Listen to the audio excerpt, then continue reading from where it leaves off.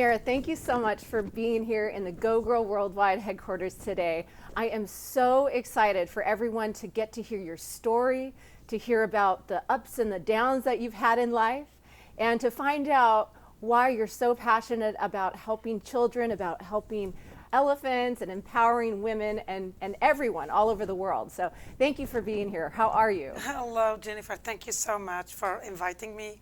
That's a big opportunity for anyone, and I'm lucky to be here.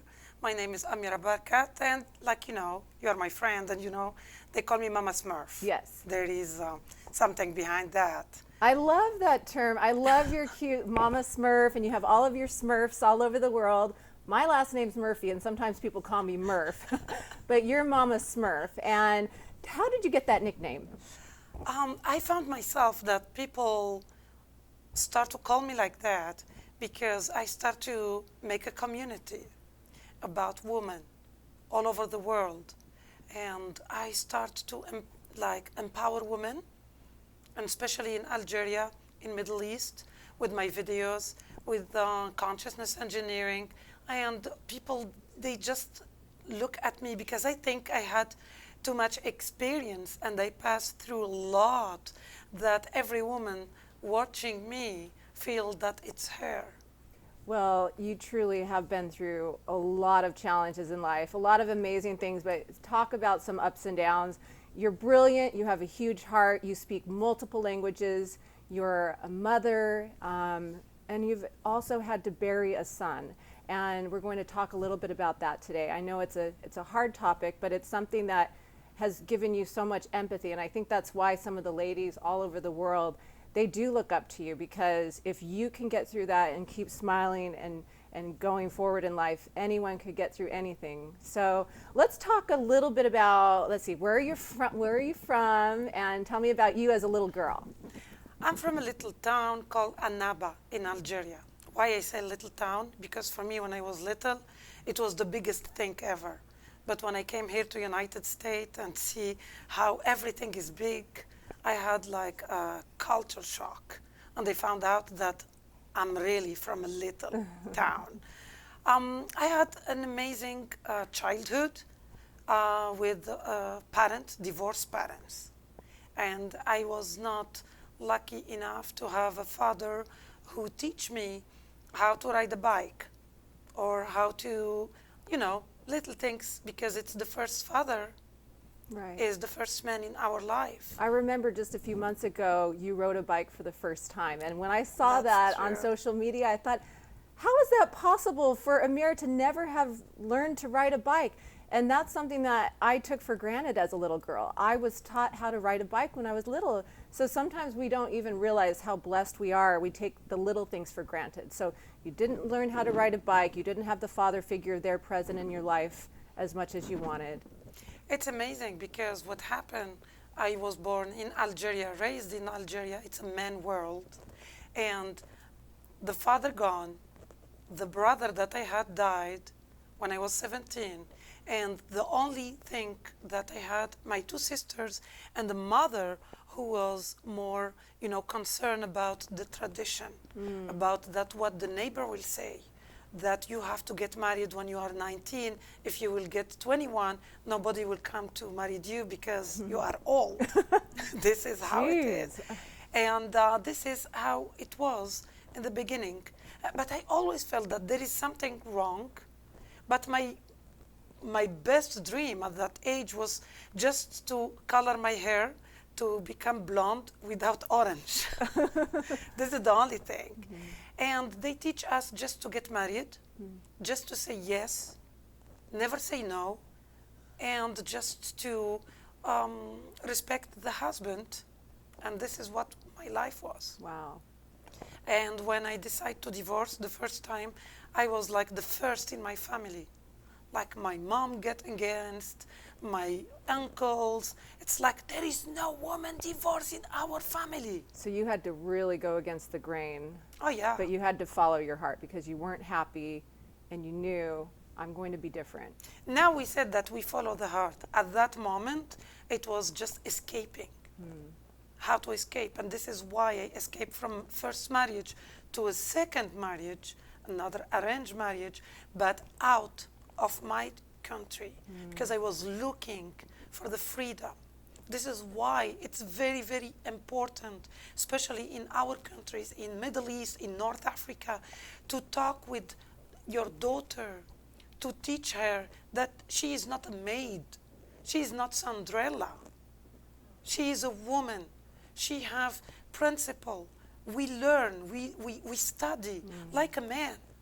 But they always teach us how to clean, how to cook, and how to be a good mother for future generation. How we will be a good for future generation if we didn't got our good past. But on the same time, all that, I will never change anything because it made me who am I today. Well, I'm proud of you. I mean, Yes. because it's not easy when everybody else around you is judging you and that's not what you do. And so you paved the way for other women to go, wow, look at Amira. She's making her own decisions in life. She's not just being a yes woman. She's actually being a go girl, right? And I Yes. think that that's something that if women all over the world come together, we can all learn from each other and we can help rise each other up. And I think men do respect when they see an empowered woman. I know in certain cultures it's still not how it's, how it's supposed to be in their eyes. But I think the more they see how a woman can blossom and become a happier mother, a happier wife, happy life, right? Yeah, that's here. I learned it here. But there, they are scared. I lost a lot of people, like, surround me, just because I was asking for my freedom, Like, a divorced woman is always seen as not a good woman. That means she is open to any opportunity to come to her, and she is not, I don't know, it's a different culture. Well, I know I'm divorced. I was married once for just a short time. It was not a healthy marriage, and I had to leave. And I thought, I was told, oh, you'll be dirty laundry. You'll be old news. And that was even here in the U.S. And I had to get past that.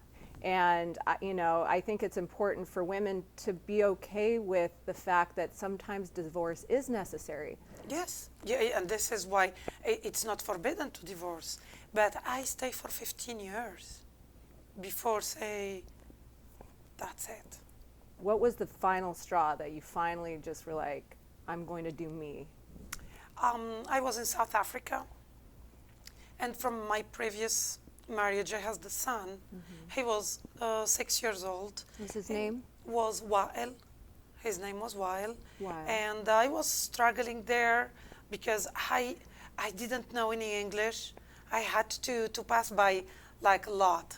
One day they almost took me to jail. They was thinking that I'm cooking dogs and me, I'm cooking ducks. And What were you cooking? Ducks. Ducks? Yes. But you were saying dogs. Yeah, I was saying that I cook dogs, and the lady called the police for me. Oh my goodness. Gosh. Well, I love it. I love your accent. Your favorite word, I love it when you say vegetable. Say it. Vegetable. Come on. I won't put you in jail for that, though. Okay. And for that,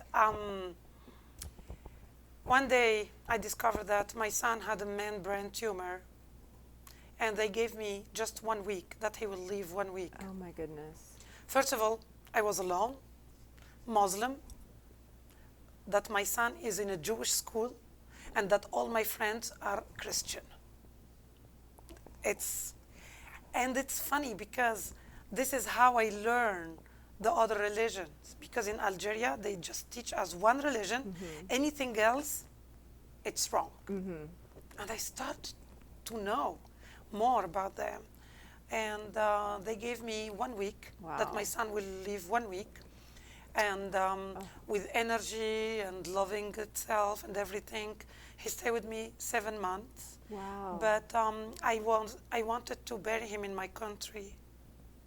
At least my mom, me, my sisters, we have a grave to go to visit him. And even on that, someone else decide that my son will not go to Algeria and will be buried in South Africa.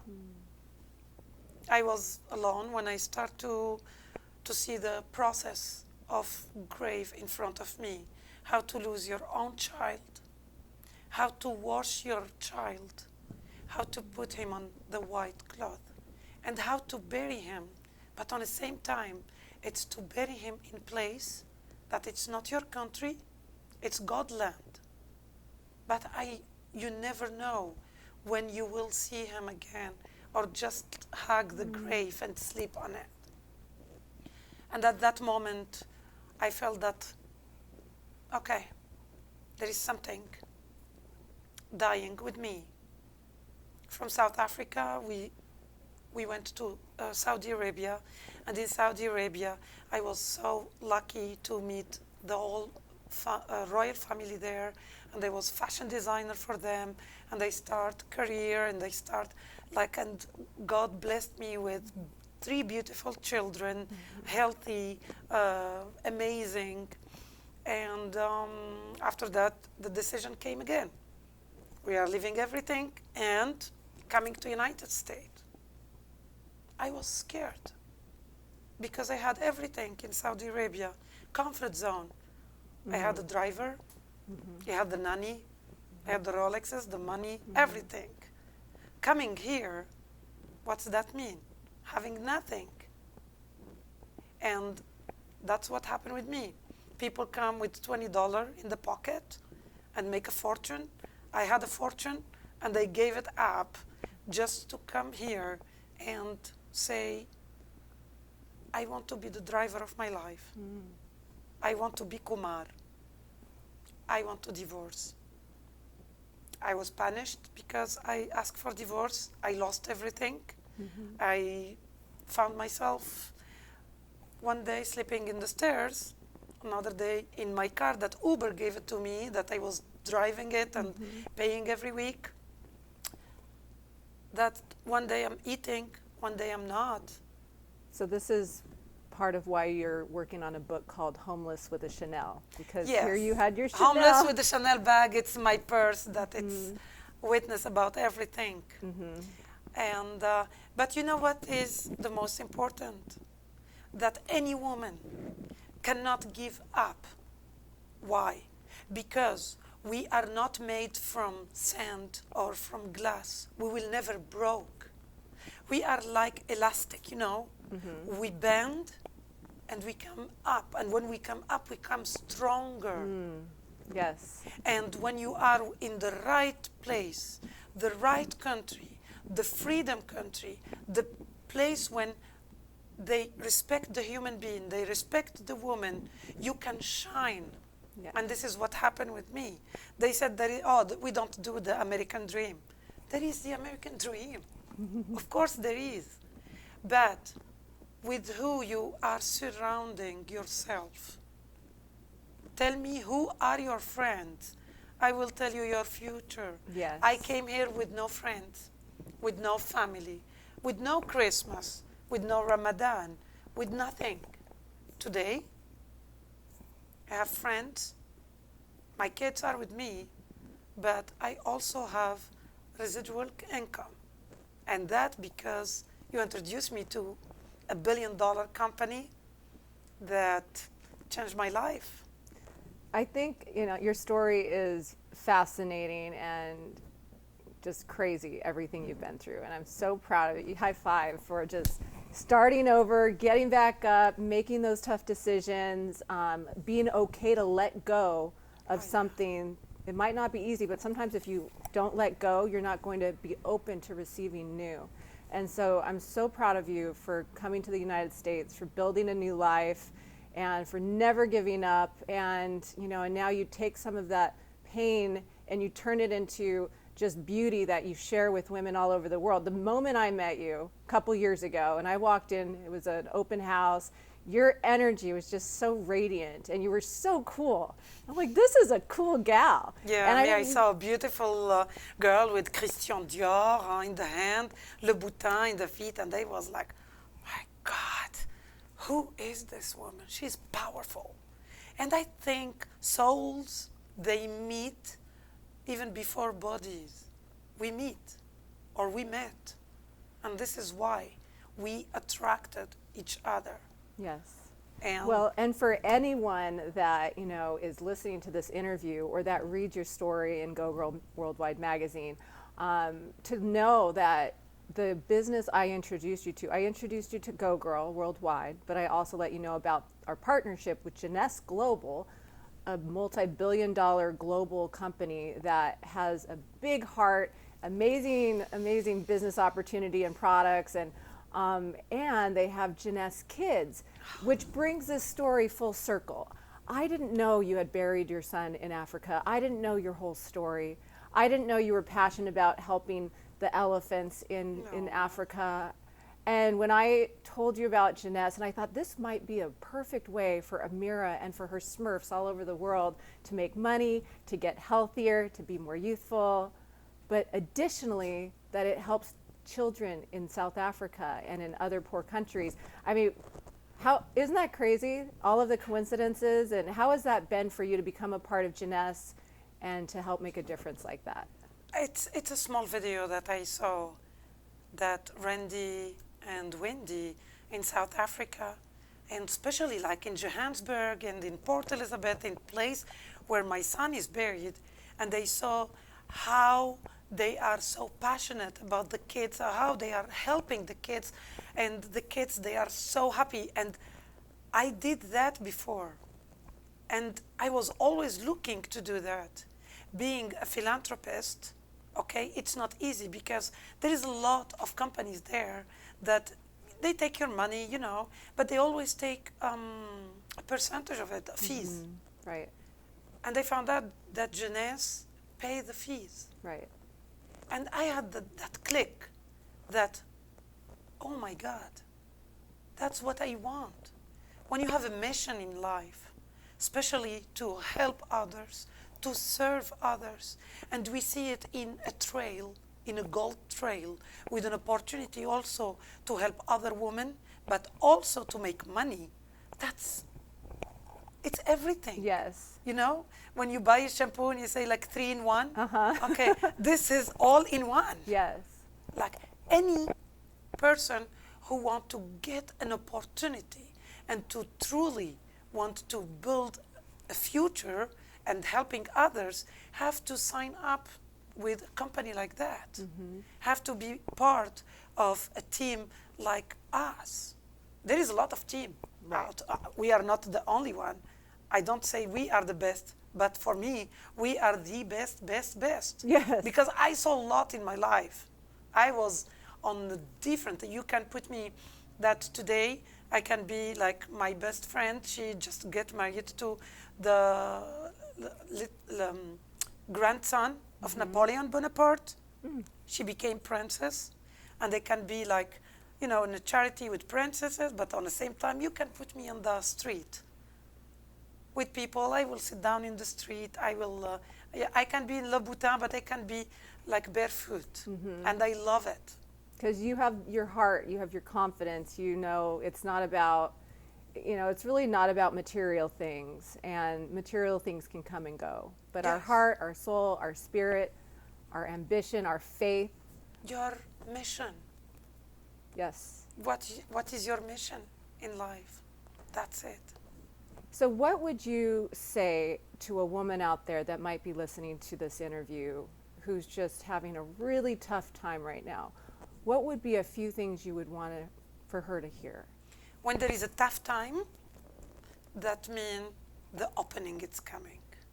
That means, because we never go just down. Even going down, it's a choice. We go down, but we have to rebondir, to get up again. A woman that she's struggling right now, she doesn't have to give up. A woman, if she feels that she's depressed, she has to understand what's depressed. It's a deep rest. Maybe she have just to calm her mind and just to think about what life brought to her the last years.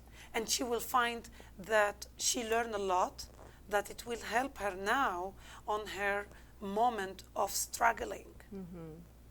People, when they struggle, they always forget to see that if it's in a year from now, if it's 6 months from now, is it the same thing? No.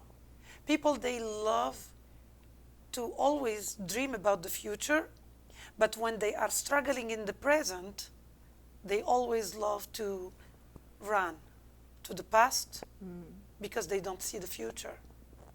So stick in there, be okay with going through a downtime because you know it's preparing you for something new that's coming. Yeah, and forgive yourself. Accept your past with everything it's surrounding. And be open for outside support. Be open for someone to reach their hand in and help, right? Sometimes Yes. we have to be willing to receive. Yes. And just a little example, but I said, Amira, can you buy some roses on your way to my studio? And I said, let me send you the money. And you said, no. And I said, yes, give me your event. No. And you said, sometimes you need to receive. We have to learn to receive. Because if you just say no on everything, nothing will come to you. It's an energy. Everything is an energy. But when you get the flow coming and you accepting and you appreciate, okay, you will give again. It's like a flow. It's like, it's an infinite flow. Just Right. you have to accept it. And I hope you like it. I love the roses. Thank you so much. And You're I'm just so thankful for you in my life. I mean, we have so much fun. Now we're empowering women. We're learning while we're earning, and we're helping women make money and feel better. And we dance and we sing, and I think we are alive. Yes. We are alive, appreciating every moment like it's our last moment. And we're not afraid to be goofballs. I love that about you. Yeah. You have your serious side, and then you have your silly side, and Yes. you don't care too much about what other people think. Yeah, I was live on Instagram right now, driving and doing my polish and eating my French fries at the same time. And being here just to be on time. I was not thinking twice if my makeup is perfect. My friend, she's perfectionist. She wants to do the hair. I never do my hair. I always do 1, 2, all behind. It's wavy. I think it's the first time that my hair is good. It's so cute, but your hair always looks great, and I love your natural curls, and I think it's part of your personality. And yeah, that's so, it. Be you. Yes. Enjoy your time, and always remember, you just have the now. You never know what can happen in 5 minutes from now. But are you struggling right now? No, you are watching that. Are you having a trouble right now? No. Even when you have pain. I passed by a lot of pain, okay, on my uterus, and I had like 12 tumors. And sometimes I cannot move, okay? But I was always thinking, is that pain will be here tomorrow morning? And I was saying no. And it's a decision. Everything is a decision. Everything is here. Just shake your 99.99%, the monkey thing, and miracles start to happen. I love it. Well, I wish we had more time. I could talk to you forever. Ah. But it's been really, really wonderful having you, and I can't wait for everyone to hear your story. And anyone can join your team, right, with Jeunesse? From all over the world. I have 150 ladies and gentlemen from all over the world. We are open in 45 countries. 145 countries, but the office. There is 45 offices in the world that Jeunesse own. Yeah. You can make money in any, Any currency. any currency. And even when, for example, I sign up someone from France, I will get paid in dollar here. Well, we'll put the links for where everyone can learn more about GoGirl Worldwide. You can subscribe to the magazine for free. You can become a GoGirl. And then you can become a part of Jeunesse Global too. And as a customer, as a distributor, as a donor for Jeunesse Kids. So get on board with us, on board with GoGirl Worldwide and Jeunesse Global. And just never give up in life. Remember what Amira says. And how can they follow you on YouTube to hear your lives? Just Amira Barkat. Amira Barkat. Yeah, just put Amira Barkat Okay. on Instagram, on YouTube. I have Amira Barkat Universe. I made that channel Just I want every money come from that channel to go to the kids Okay. too. That I teach also consciousness engineering. Awesome. And Amira Barkat, it's sometimes you will not understand because it's French and Algerian, but there is a lot of The things heart in comes English. through. She'll make you laugh, she'll make you cry, and everything in between. Yeah, I'm just me. Well, thank you. You go, girl. I love you. I love you more. and- Thank you for that opportunity. Yes. And I love it. And I can see that magazine going all over the world with different languages. Yes. I can see it in Arabic, going in cannot Dubai, wait. in French, in Mandarin. I can see that because it's an amazing, respectful magazine that anyone would be honored to be in it. You got it. We're coming to you in any country, any language, coming your way soon. Love you all. Love you.